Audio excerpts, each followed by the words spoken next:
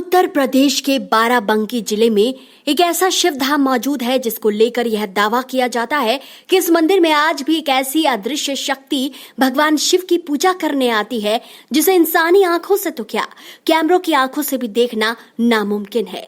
क्या है इस कहानी के पीछे की सच्चाई, आइए जानते हैं इस वीडियो में। उत्तर प्रदेश के बाराबंकी जिले से एक छोटे से किंतूर नामक गांव में महादेव का बेहद प्राचीन धाम मौजूद है, जिसका संबंध सीधे सीधे महाभारत काल से जोड़ा जाता है।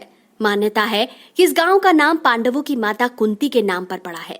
यहाँ मौजूद कुंतेश्वर महादेव मंदिर को भी कुंती के नाम से ही जाना जाता है, क्योंकि माना जाता है कि यह वही स्थान है जहां पर पहली बार कुंती ने ही भगवान शिव की पूजा की थी। और तो और महाभारत काल से आज तक हर रात 12 बजे महादेव शिव की पूजा करने आती है। दोस्तों, यह पहला मौका नहीं है जब हम किसी ऐसे मंदिर के बारे में आपको बता रहे हैं जहां रोज रात में एक अदृश्य शक्ति शिवलिंग का अभिषेक करने आती हो। इससे पहले भी ऐसे कुछ मंदिरों के बारे में हम बता चुके हैं जहां अदृश्य शक्तियां शिवलिंग का अभिषेक करती हैं। कहीं पर अश्वत्थामा द्वारा पूजा करने का जिक्र आता है तो कहीं पर रावण के भाई विभीषण द्वारा। और जब इन मंदिरों के पीछे की सच्चाई जानने की कोशिश की तो कुछ न कुछ अनहोनी हो गई। एंड टाइम पर कैमरे खराब हो गए और लोगों के आगे कुछ देर तक अंधेरा छा गया। आखिर क्या है मंदिर से जुड़ी कहानी? कहते हैं कि महाभारत युद्ध से पहले माता कुंती ने अपने पांडव पुत्रों की विजय की कामना के लिए इस स्थान पर महादेव की पूजा की थी। तब भगवान शिव ने माता कुंती को स्वप्न में दर्शन देकर उन्हें स्वर्ण के समान दिखने वाले पुष्पों से अपना अभिषेक करने को कहा था। युद्ध का समय समीप था और यह दुर्लभ पुष्प तलाशना आसान नहीं था। भगवान शिव की इस इच्छा को पूरा करने के लिए कुंती ने अपने पुत्र अर्जुन को ऐसे अद्भुत पुष्प लाने का आदेश दिया। तब अर्जुन ने भगवान श्री कृष्ण से इस बारे में परामर्श लिया तो उन्होंने अर्जुन को बताया कि ऐसे पुष्प देने वाला वृक्ष समुद्र मंथन से प्राप्त हुआ था, जो अब इंद्रलोक में है।